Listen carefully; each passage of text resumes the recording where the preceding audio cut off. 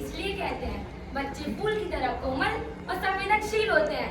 हम बच्चे योग्य नहीं, शारीरिक संबंध स्थापित करने के थे, ना ही शारीरिक तौर से और ना ही मानसिक तौर से। और तो और शादी से पहले नाबालिग बच्चों के साथ यौन शोषण नहीं होना चाहिए। और 2012 के पॉक्सो अधिनियम के तहत छोटे बच्चों का यौन शोषण करना कानूनी जुर्म है और इसमें बच्चे की उम्र 18 साल से कम होनी चाहिए और ये जेंडर न्यूट्रल भी है। मुस्कान, मुस्कान, कहाँ बात है मुस्कान? अल्ट्रासाउंड में अगर फिर से लड़की हुई तो हम उसे गिरवा देंगे। नहीं, अगर इस बार मेरी लड़की हुई तो मैं उसे बिल्कुल नहीं गिरवाऊंगी। और आप ये ना भूलें, अगर आपकी अम्मी आज नहीं होती तो आप नहीं होते, और अगर मैं ना होती तो माहिर कहाँ से आता? बदजुबान औरत अपने पति से जुबान लड़ाती है।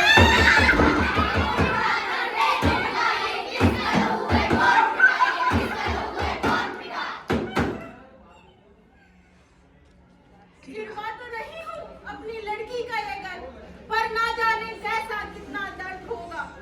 मेरी उस अजन्नी को डॉक्टर का एक इंजेक्शन और गुप्त अंधेरे में मेरी पनियाई आंखें उठी अजन्नी और बोली, माँ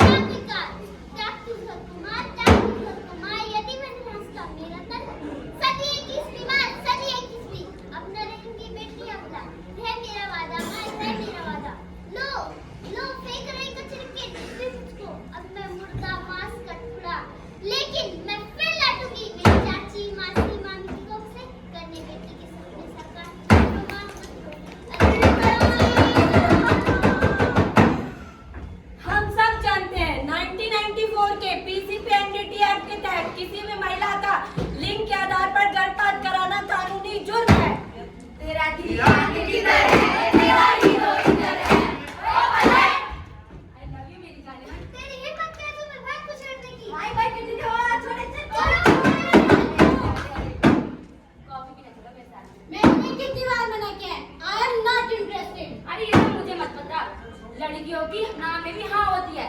कॉफी का बिल मैं दे दूंगा, चल मेरे साथ। छोड़ मेरा हाथ। No means no. तूने मुझे थप्पड़ मारा, तुझे तेरी नजर नहीं था ना, ये ले आके।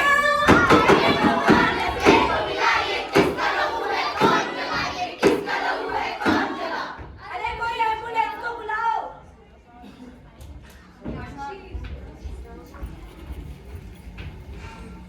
16 साल की उम्र में मेरी अम्मी का मेरे अब्बू से निकाह हो गया और अम्मी की कोई सहमति नहीं और मैं भी बड़ी सभा में कैसे बोलूं? मुझे ये निकाह कबूल नहीं है।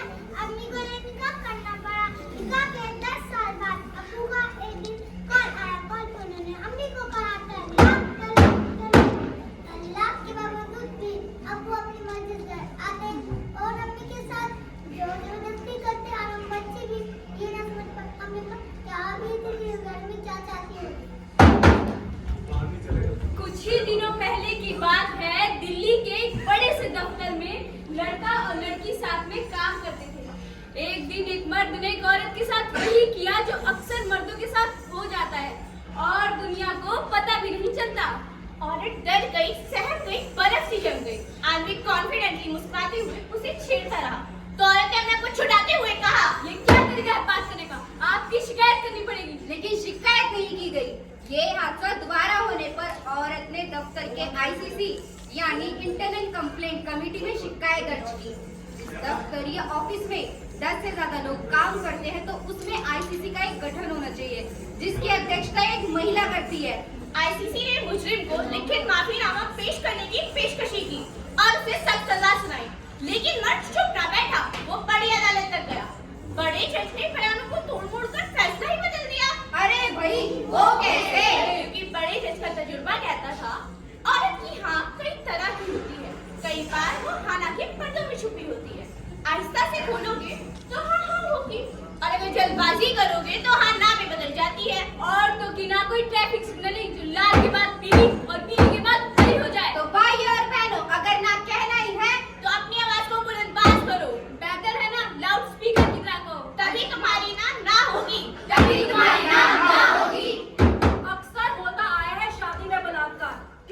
लड़की की ना का कोई मोल नहीं और लड़के की हाँ का ज्यादा मोल है, और ये प्यार का एक रूप है।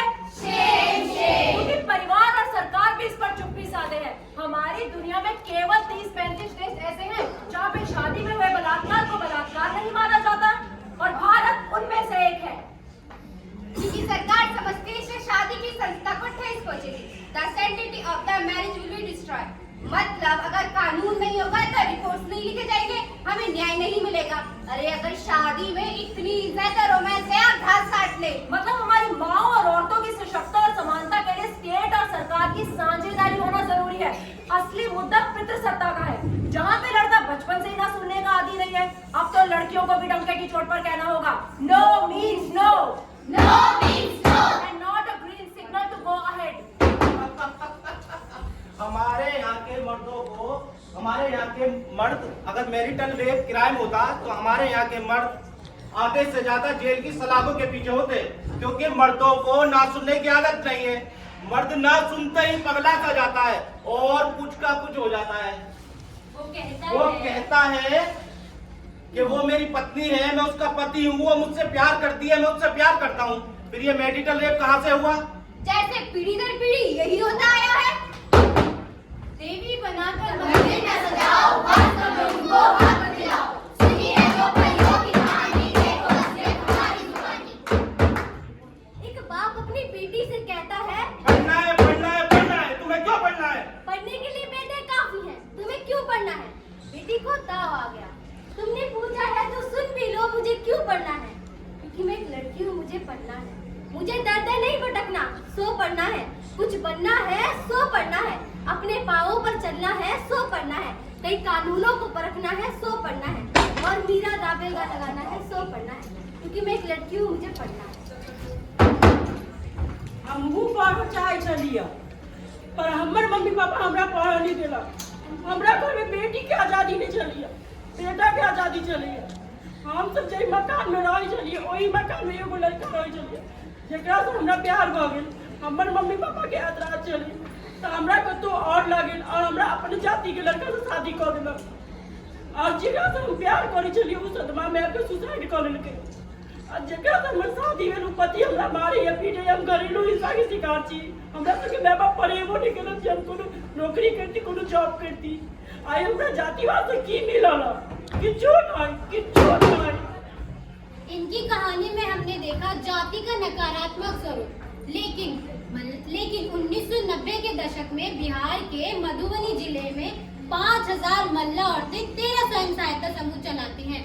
यह लोग जात पात, पितृसत्ता और यौन शोषण से परेशान थे। इन लोगों ने अपने हक के लिए कोऑपरेटिव एक्ट को अमेंड करवाया और मछलियों के तालाब की ओनरशिप अपने नाम करवाई और सशक्त रूप से जी रहे हैं।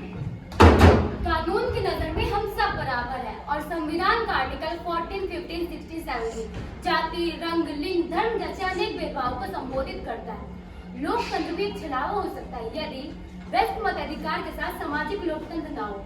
हमारा संविधान भेदभाव को नहीं मानता, परंतु आज भी अंतर जाति विवाह को अक्सर रोका जाता है। आखिर ऐसा क्यों है कि एक दलित आदमी अपनी ही बारात में घोड़ी नहीं चढ़ सकता, एक विद्यार्थी अपने ही विद्यालय के सार्वजनिक जल स्रोत से पानी नहीं पी सकता? क्या आदिवासी और दलित लोग हमारे समाज का हिस्सा नहीं है?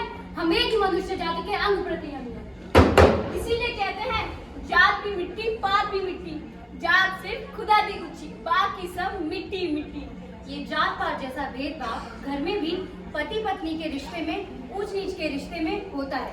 पति पत्नी के रिश्ते में नोक झोंक होती है, प्यार टकराव भी होता है, लेकिन भेदभाव भी उतना ही होता है। कुछ तो सोच, कुछ तो जान, ये काम नहीं आसान, इसका कोई नहीं सम्मान, कोई भूल नहीं केवल अपमान, कोई भूल नहीं केवल अपमान।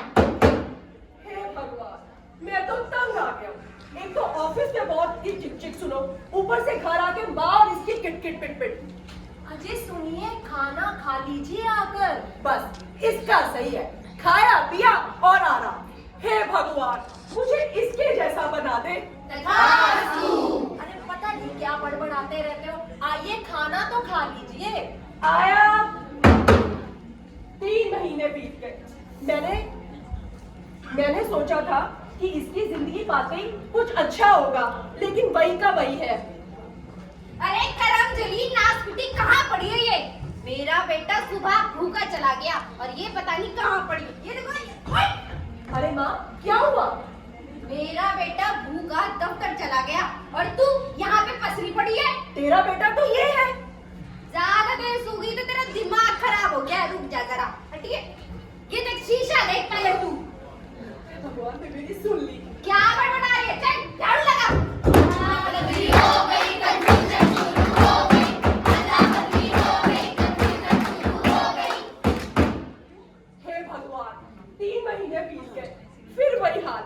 मैंने सोचा था कुछ तो फर्क होगा, कुछ तो मेरे साथ अच्छा होगा। इससे अच्छा तो मेरी वो ऑफिस वाली जिंदगी थी। कम से कम बॉस की चिकचिकी तो सुननी पड़ती थी। यहाँ पे तो घर का काम भी करो और माँ की बातें भी सुनो। हे भगवान, मुझे पहले जैसा बना दे। तू कौन है बे? अभी तो बहुत याद कर रहा था, अब क्या हुआ? भगवान, मुझे मेरी पहले वाली जिंदगी दे दे।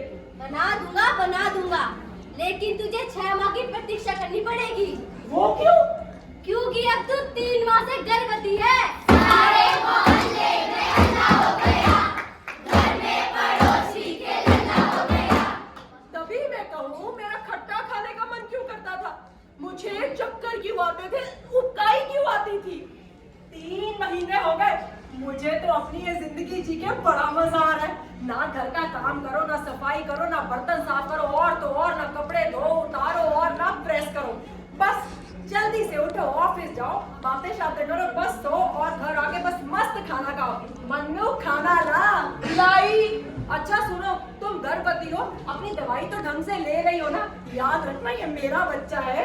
मेरा भी है। हाँ, हमारा। मुफ्त में हमें जो मिलता है, हमें उसका मोल नहीं है। वैसे ही जैसे अपनी माँ का काम का और प्रकृति और पर्यावरण का, क्योंकि मुफ्त में हमें जो मिले, हमें उसका मोल नहीं है। सुनो रे, सुनो रे, सुनो रे, सुनो रे, कथा है हमारी कथा है हमारी, जो सबने है देखी। फिर भी सुनो सुनो सुनो सुनो सुनो सुनो सुनो सुनो। हम सब सुनते हैं, हम सब देखते हैं कि इंसान ने प्रकृति का कितना नुकसान किया है और उसके बारे में कोई हल नहीं निकालते। जलवायु परिवर्तन मौसमी दशाओं के परिवर्तन को कहते हैं। औद्योगिक क्रांति के बाद उद्योग में सीएफसी गैसों के अधिक उपयोग से वायुमंडल में जो एक ओजोन लेयर है, उसके अंदर छेद हो गया है, जिसकी वजह से उसकी यूवी रेस सीधे पृथ्वी पर गिरती है। इसी कारण धरती का तापमान बढ़ रहा है। उत्तरी गोलार्ध और दक्षिणी गोलार्ध में जो ग्लेशियर है, वो धीरे धीरे पिघल रहे हैं। इनके पिघलने से एक दिन ऐसा आएगा, समुद्र के आसपास जितने भी शहर, गांव, कस्बे हैं, वो सच में डूब जाएंगे और उनके साथ साथ उनकी संस्कृति और सभ्यता भी नष्ट हो जाएगी। जलवायु प्रदूषण सभी किस्म के प्रदूषण से जुड़ा हुआ है। सुना है कि जंगलों का भी दस्तूर होता है। सुना है कि जब शेर का पेट भर जाए तो वो भी हमला नहीं करता, लेकिन इंसान तो अभी भी लोभी है। There is enough for everyone's need, but not for everyone's greed. मर्दों के साथ भी भेदभाव होता है। ऐसा नहीं है कि मर्दों का अंदर दिल नहीं होता। मूंछें तो निकल आती हैं, पर अंदर से बच्चा ही होता है, पर दिखा नहीं पाता। मर्दानगी के साथ पैदा नहीं होता, मर्दानगी उसे सिखाई जाती है। कहा जाता है तुम्हें घर चलाना है, तुम्हें पैसा कमाना है। अरे जिंदगी जीने की चीज है, जीतने की नहीं। जिंदगी का लुत्फ उठाना भी जरूरी है। मर्दानगी के अनेक नकारात्मक असर होते हैं। पहला, महिलाओं, बच्चों और पुरुषों के खिलाफ भी नाना प्रकार की हिंसा होती है। दूसरा, महिलाएं सुरक्षित महसूस नहीं कर पाती है, जिस वजह से वह सार्वजनिक स्थलों पर कम निकलती हैं। तीसरा, नौकरियों में महिलाओं की गिरावट। चौथा, अक्सर जमीन जायदाद महिलाओं के नाम नहीं होते हैं। पांचवा, बचपन से पुरुष क्रोध दिखा सकता है, लेकिन दुख, स्नेह और प्रेम दिखाना मुश्किल है। छठा, पुरुषों में आपसी रिश्ते प्रतिस्पर्धी होते हैं, यानी कि कॉम्पिटेटिव होते हैं। मैं एक ऐसा आदमी बनूं जिसकी कमजोरी उसकी ताकत बने, जिसका आत्मविश्वास उसकी जीने की क्षमता से हो, जो जगह संजोता है उस पर अधिकार नहीं जताता, जिसके बोलने और जानने से ज्यादा सुनना पसंद हो, जो करुणा चाहता है ना कि नियंत्रण। वह दुखी होकर रोता भी है और भाव व्यक्त भी करता है। उसे जिसे मंजिल से ज्यादा सब्र प्रिय हो। अगर आप दर्द महसूस करते हैं तो आप जिंदा हैं। अगर आप दूसरों का दर्द महसूस करते हैं तो आप इंसान हैं, यानी आप में समानुभूति है, एम्पैथी है, और इसने सामान्य परिवारों को आपस में जोड़े रखा है। शिक्षा का मतलब हमें केवल परम साक्षर यानी वेल क्वालिफाइड नहीं, परम शिक्षित बनाता है, जो हम सबको एक साथ जोड़े रखता है। वह जानता है धरती पर गरीबी कहीं भी हो, वह हर जगह समृद्धि को खतरा है। हम ऐसा ज्ञान प्राप्त करें कि हम जागरूक मनुष्य बने। जागरूक मनुष्य होने के कारण हमारे पास सिर्फ मशीनों की कंप्यूटेशनल पावर ही नहीं, बल्कि रिलेशनशिप पावर के साथ साथ करुणा और हार्मनी के साथ इमोशन इंटेलिजेंस भी जरूरी है, जिसे किसी मशीनों के द्वारा डाउनलोड नहीं किया जा सकता और ना ही गूगल पावर द्वारा भी।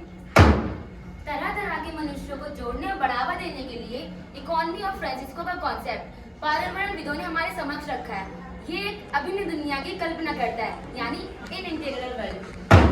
आज के दौर में मनुष्य हर बात पे अपना हक जमाता है, अहंकार से, मेरा पैसा, मेरा घर, मेरी जीत, मेरी जमीन। लेकिन अगर थोड़े बड़े पर्सपेक्टिव से देखें तो हम इसी मिट्टी से जन्मे हैं और इसी मिट्टी में मिल जाएंगे।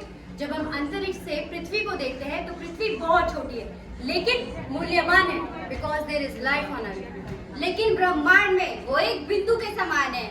धरती पर सहजीविता का सिद्धांत सभी जीव जंतु पर्यावरण पर लागू होता है, यानी कि हमारे शरीर के सूक्ष्म जीव यानी माइक्रोब्स और हम एक दूसरे पर निर्भर हैं। हम उन्हें रहने के लिए जगह देते हैं और वो हमारे पाचन में मदद करते हैं। तो भाइयों और बहनों, पूरे ब्रह्मांड में धरती कितनी बड़ी है, हमारा देश कितना बड़ा है, इंसान कितना छोटा है। अगर हमें सभी जीव जंतुओं को साथ में लेकर चलना होगा तो अपने देश के कानून को फॉलो करना होगा। और हमारी संविधान की प्रस्तावना की कुछ लाइनों को दोहराकर हम अपने नाटक को समाप्त करते हैं। हम भारत के लोग भारत को एक संपूर्ण प्रबुद्ध संपन्न समाजवादी धर्मनिरपेक्ष लोकतांत्रात्मक गणराज्य बनाने के लिए तथा उसके समस्त नागरिकों को सामाजिक, आर्थिक और राजनीतिक न्याय, विचार, अभिव्यक्ति, विश्वास, धर्म और उपासना की स्वतंत्रता, प्रतिष्ठा और अवसर की क्षमता प्राप्त करने के लिए तथा उन सब में व्यक्ति की गरिमा और राष्ट्र की एकता और अखंडता सुनिश्चित करने वाली बंधुता बढ़ाने के लिए दृढ़ संकल्प होकर अपनी इस संविधान सभा में आज तारीख 26 नवंबर 1949 ईस्वी को एतद द्वारा इस संविधान को अंगीकृत, अधिनियमित और आत्मसमर्पित करते हैं।